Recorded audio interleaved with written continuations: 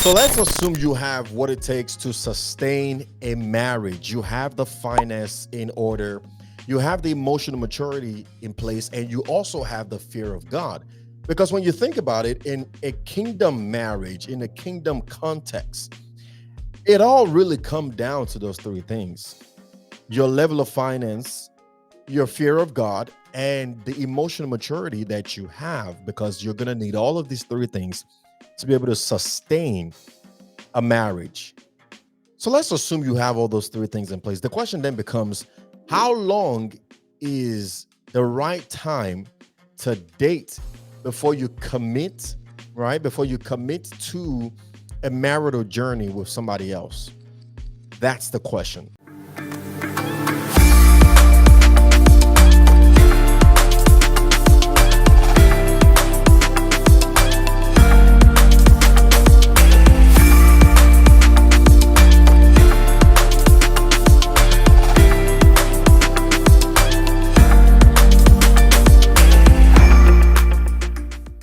I want you to notice the word that I used there just now, commitment, right? Because at the end of the day, if there was any one word that I would use to describe marriage, to describe a serious, purposeful, relationship, it would be commitment. How is your ability to be able to commit to something or someone other than yourself? Because everything else to this is secondary, right? Um, Everything you do is going to stem from your ability or from your level of dedication to being committed, to staying committed to the person and to the journey, right? So the truth of the matter is there is no right or wrong answer, because this is not a one size fits all kind of question. And before we go any further, I want to bring in a question that we asked on social media. If you're yet to be following us on Instagram at My Darling Bride Podcast, go on Instagram right now, search My Darling Bride Podcast, and follow us. Every Monday, we bring up these questions and we just open it up to the community to answer these questions, right? And it's called Ask PY. And then we posted some of these questions on social media before we come to the studio to address them. And one of the questions that was raised was this, and I'm going to pull it up right here so that we can see it and understand what it is. So it says here, it says PY. Let me see if we can see it better. Right. So it says PY. I've been with my boyfriend for almost a year and I'm honestly ready to get married. We see a future together and we love each other, but he wants to take things slow. He's of the mindset that we need to date for a minimum of 2 years before marriage, and I don't agree with this philosophy. My previous relationship lasted 3 years before we broke up, and now I hate time wasters. All right. Is he wasting my time, or do I need to be patient and see how things play out? Help. Okay. I've been dating my boyfriend for almost a year now, and I'm honestly ready to get married. We see a future together and we love each other, but he wants to take things slow. He's of the mindset that we need to date for a minimum of 2 years before marriage. I don't agree with this philosophy. My previous relationship lasted 3 years before we broke up, and now I hate time wasters. Is he wasting my time, or do I need to be patient and see how things kind of play out? Help. Wow, this is powerful. This is powerful because the truth of the matter is, like I said, is there is no right or wrong answer as to how long you should date a person for before you commit to that person or before you commit to a journey with that person. Why? Because every relationship is different. Every couple is different. In fact, every individual in that couple, right, in that relationship is different, right? Everybody's different. And so it's not so much about how long you need to date for. It's more about how soon. And what do I mean? What do I mean by how soon? How soon can they show you what you need to see before you commit? So it's not about how long, it's more so about how soon. And the things What do you need to see to be able to make this decision? How soon can they show you that they can be trusted? How soon can they show you that they are quick to forgive? All right. How soon can they show you that they respect you and they think the word of you?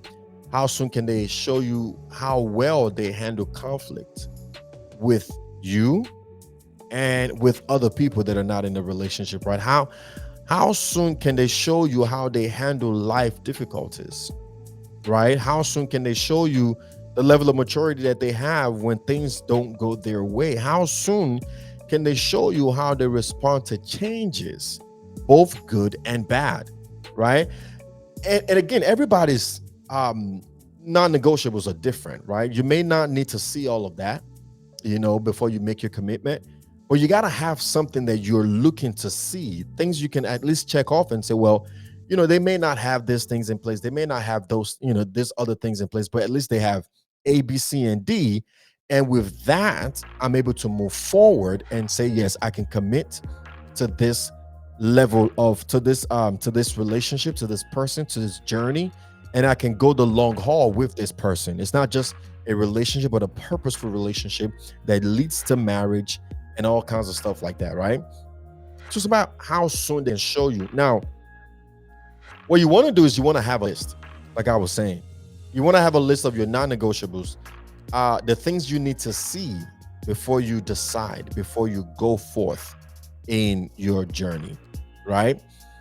Some people have the luxury of time to say, well, I can wait 2 years, like the question that we raised.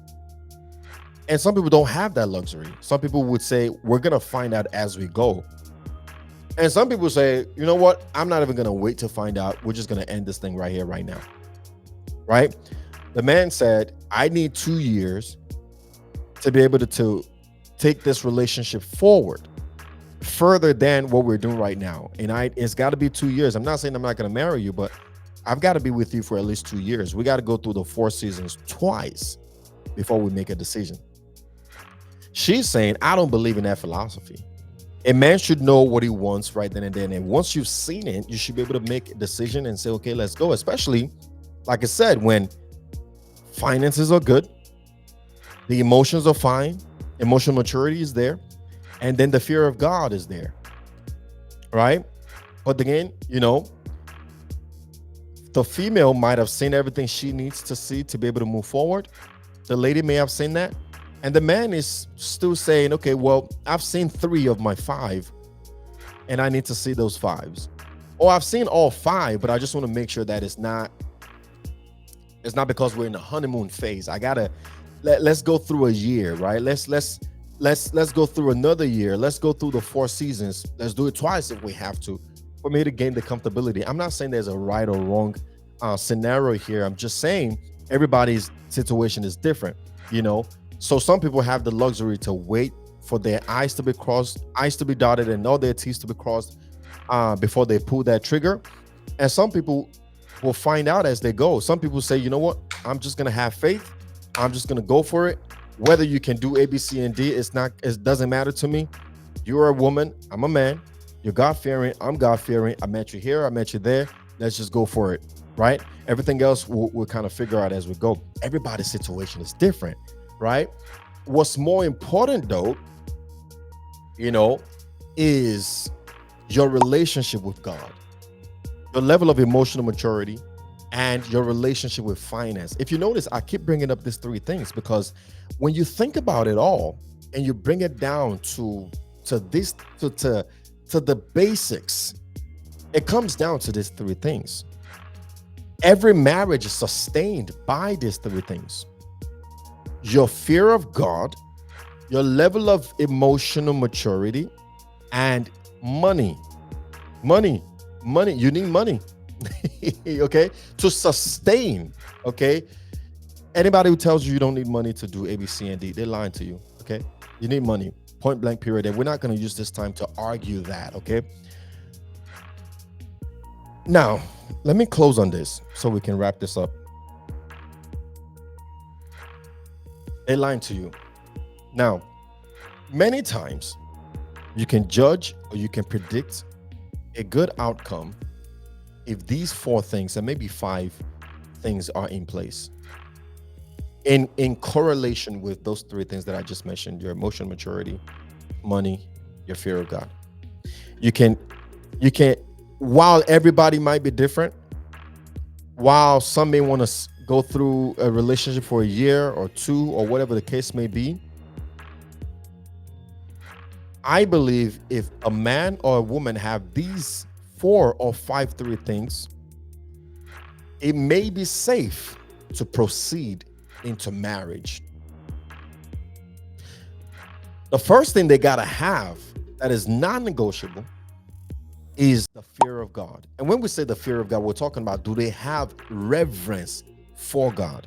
Now, the reverence for God comes from relationship with God, knowing God, having a relationship with him, and then reverencing him, having fear. Like you're considerate of God. You think about God before you make any decision. You're considerate about your walk and your relationship with God.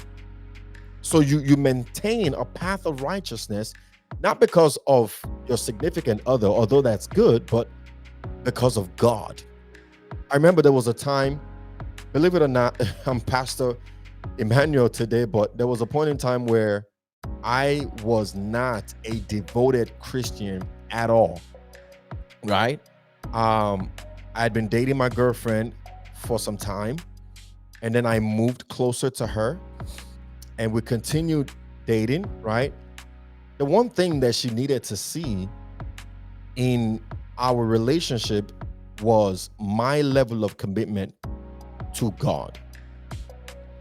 But the funny thing about that was, even though I was raised in a Christian home, I went away from God for some time.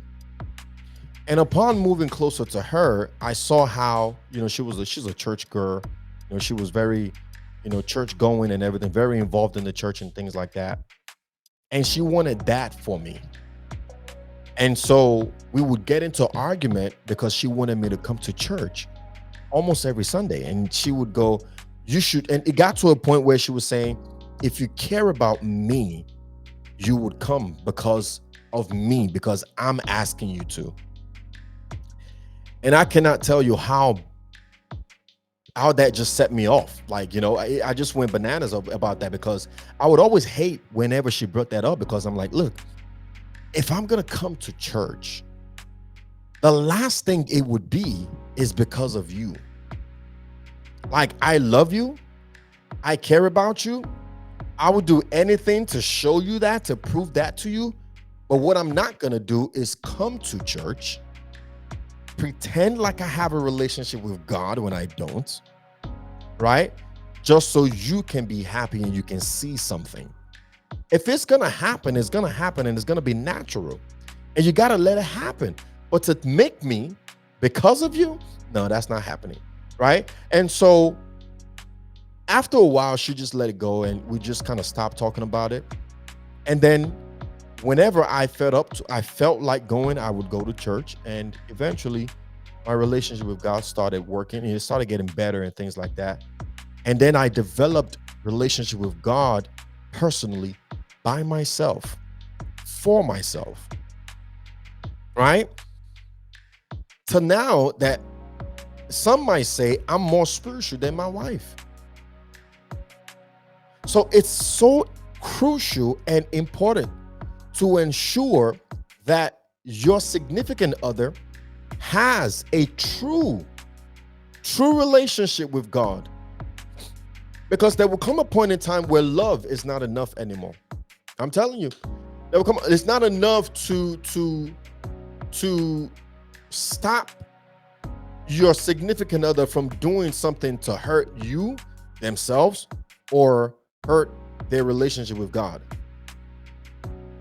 There will come a point in time where love between each other is not going to be enough to say, don't cheat on me, don't lie, don't be dishonest with me, don't do this, don't do that. Like, whatever, all the confines and the rules and regulations that you have to follow, good rules and regulations that you have to follow to maintain and sustain a good marriage.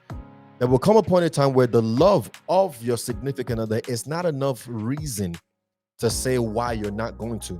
In other words, the reason why you maintain a faithful home, a stable home, you're a good father, a good husband, a good man, a good leader, a good everything, is because of your relationship with God, not because of your relationship with your significant other. The reason why you're a good wife, a good mother, a good friend, a good sister, a good leader at home, whatever the case may be, is because you have a good relationship with God, not because of your significant other, right? Out of your relationship with God, out of your fear of God, out of your reverence for God, your relationship with your significant other gets better because it becomes an overflow. An overflow. So I love my wife. I take care of my wife because the Bible commands it, not because she commands it or she demands it.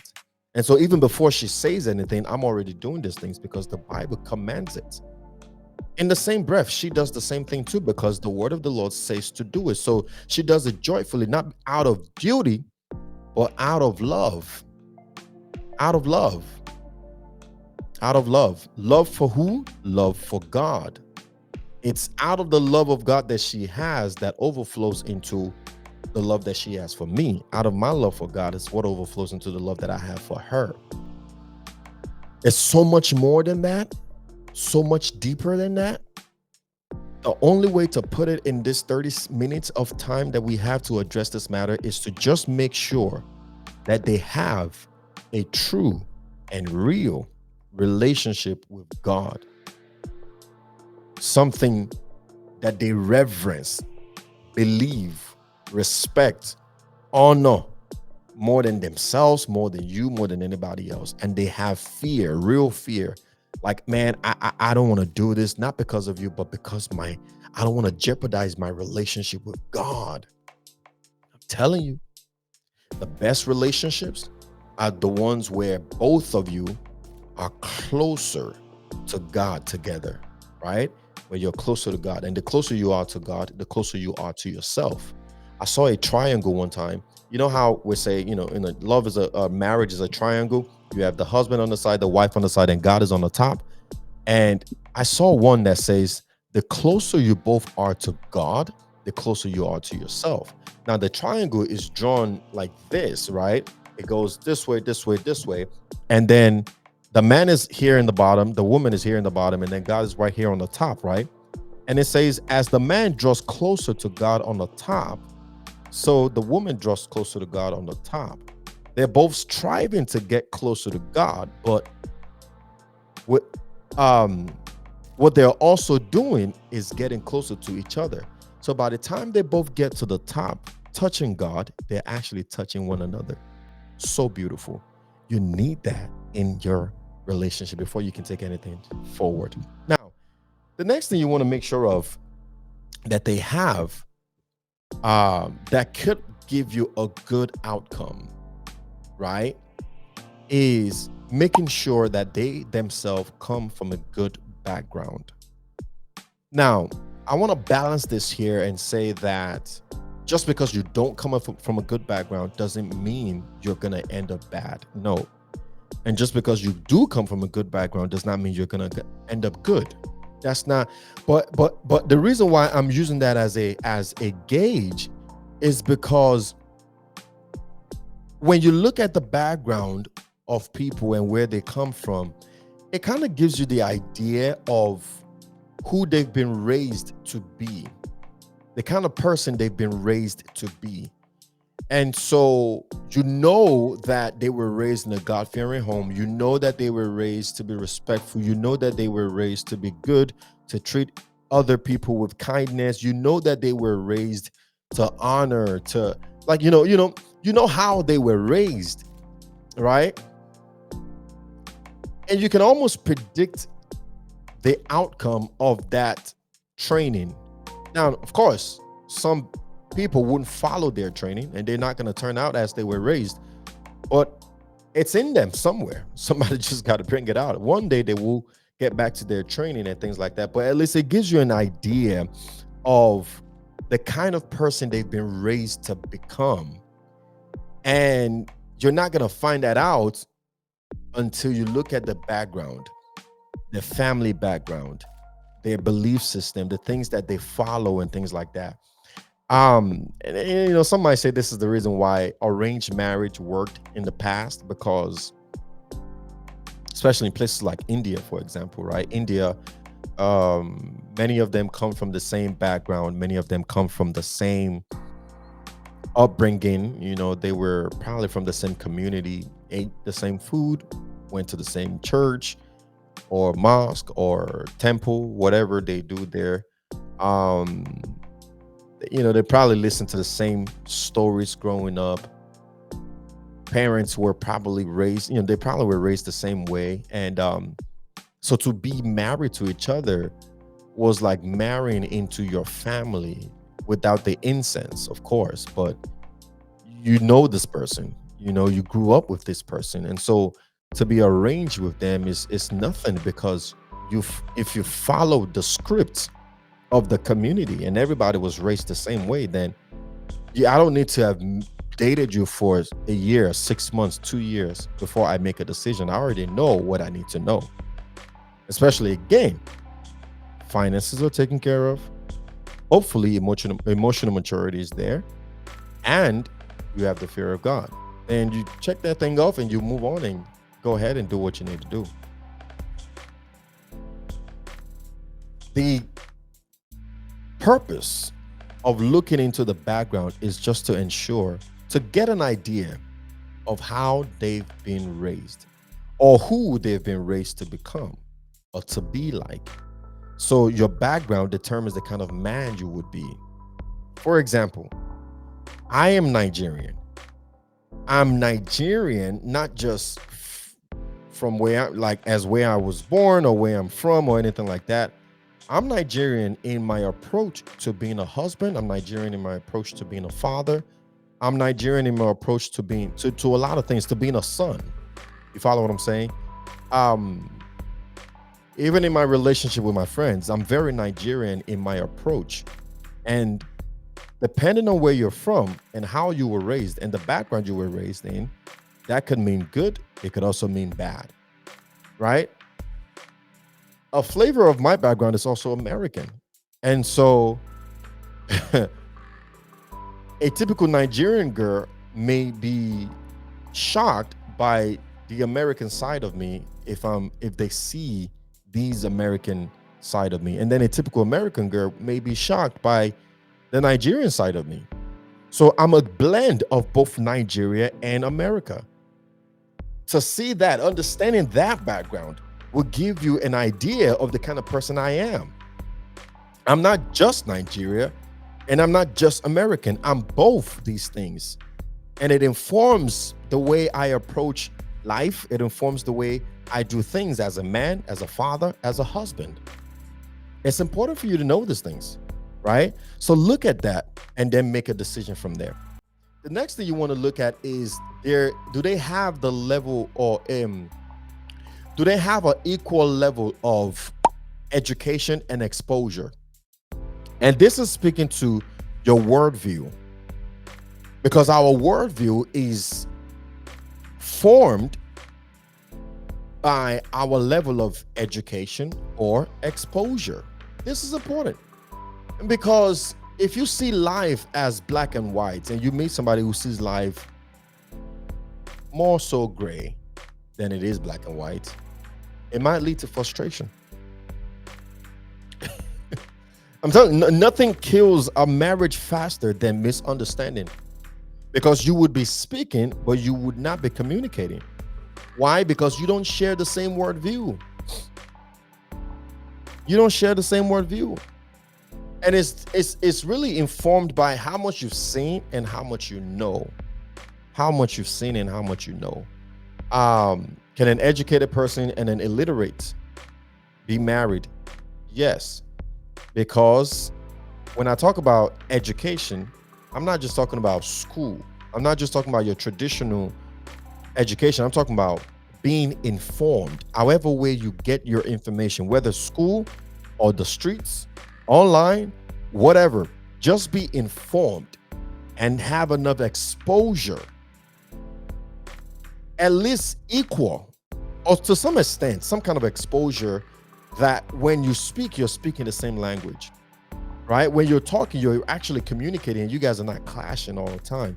I've seen this happen and it's led to a lot of frustration when the woman is very educated and then the man, not so much educated, moved to America and man, he came in with the wife is supposed to do this, the wife's supposed to do that. I don't care that you have education. I don't care that you're the one making the money. I need you to do A, B, C, and D. And she's like, yeah, that's not gonna work. You're in America. It was a bad picture. But it made me realize that having equal or a good amount of exposure and education helps a lot. A lot. If you're both illiterate and you don't know what's going on, you both don't know what's going on, maybe there's not going to be any frustration. But it can be frustrating when you're saying one thing, it's not being picked up by the other person, and you feel like you have to keep explaining yourself and explaining the reason why you're doing what you're doing because they're just not picking it up. It gets frustrating. I've seen it happen in real life. So the next thing you want to do is you want to find out if they share your dreams and aspirations. Very important. I don't know where you want to go in life. I don't know the things you have planned for yourself. But if you don't have someone who shares similar dreams and aspiration with yours, it might drag you down. It might slow you down. It might be a problem later on in the future. It might lead to frustration. And in a kingdom context, your dreams and your aspiration anyway should be about the glorification of God, should be glorifying God anyways. And if you really think about it, if both of you are kingdom people, whatever dream or aspiration that you may have will eventually, inevitably lead to the same place, which is glorifying God. But is that really the case? Are you really going to glorify God with your dreams and your aspiration? Well, let's bring it back down to human discussion for a second, physical level. Dreams and aspiration. Okay, one wants to be a father, the other one does not want to be a mother. Okay, one wants to be a parent, the other one does not want to be a parent. Why are you guys together? You're gonna frustrate each other, right? One wants to travel the world, the other is like, no, I want to stay here and I don't really care about what's going on out there. I just want to be home all the time. Okay. One is like, let's open a nonprofit organization and be a help to the world and just do the best we can to help, and then the other person is, nah, let's keep our money. Let's invest. Let's amass us as much wealth as we possibly can. I don't really care to do a nonprofit organization to help anybody. I'm not really, somebody else can do that. At every junction, when you don't share in the same dreams and aspiration, you're always going to hit, like there's going to be a clash at all times, and it's going to lead to frustration. If you're going in one direction, please make sure the person that you're going on this journey with is going in that direction with you as well. Okay? Very, very important. Very, very important. Otherwise, what's going to end up happening is you're going to be living two separate lives, and it will tell on your marriage. And it's only a matter of time before you realize this ain't working out. I need to go my way. You got to go your way. We've seen it happen. Okay. We've seen relationship that has gone on for 5-6 years. And at the end of year 5 or year 6, they came to the realization, look, my dream is for my life. I want to be A, B, C, and D, and you want to do this. And that's fine. But I don't see how that fits into this picture. And what seemed like a beautiful relationship just collapsed right then and there. The funny thing is, it took them 5, 6 years to come to that realization. Okay. Very important. I'm telling you, because you're going to be wasting your time if you go into it and you go into marriage because of all this other things and stuff like that. And then finally, find out and make sure, do they have the grace? Do they have the grace needed for change? And do they have expectation for change? Because the one thing that is inevitable in every relationship, in every marriage, in life is change. Change is always going to come. When it does, can they pivot? Can they pivot, or do they become a reckless mess whenever something changes and it doesn't look the way they always wanted it to look, or they've always imagined it to look, right? Life happens.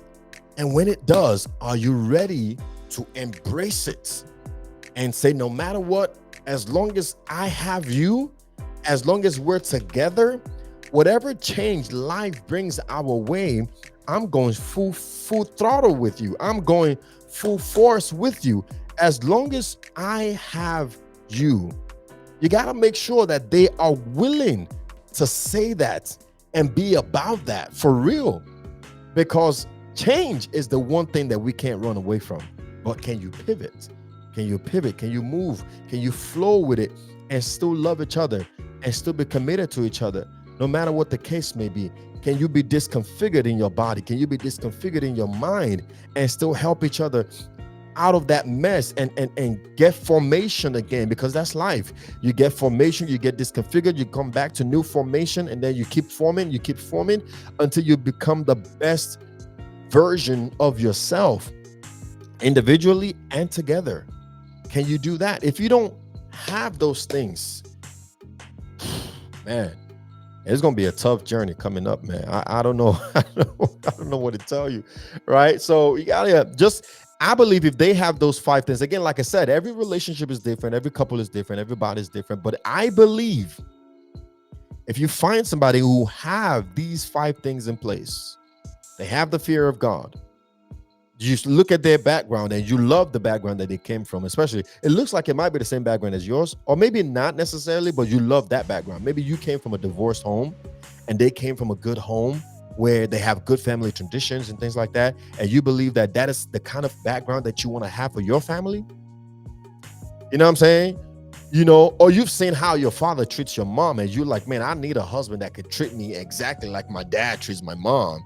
And then you meet a man who agrees with that and like, man, you know what I'm saying? So you see that and you're like, okay, great, this is wonderful.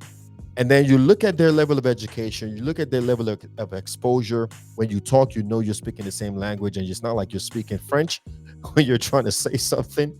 And then your dreams and aspirations, it aligns. It works.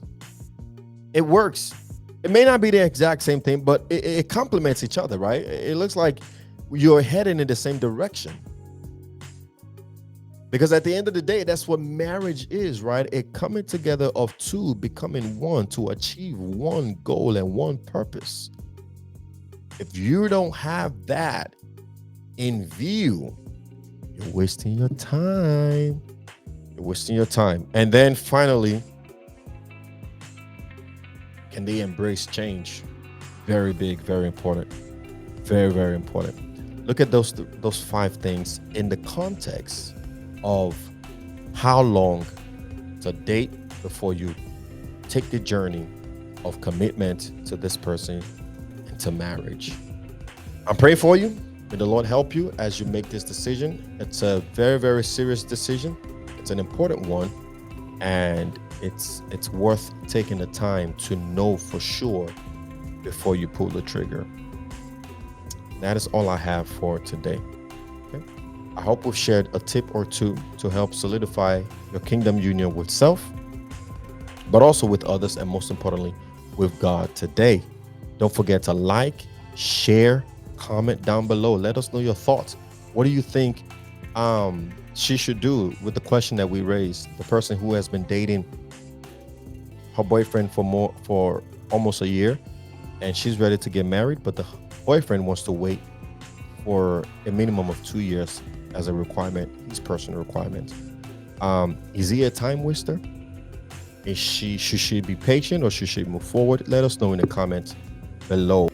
And until next time, be the light, be the salt, and remember, all things are possible if you believe. See you next time. Goodbye.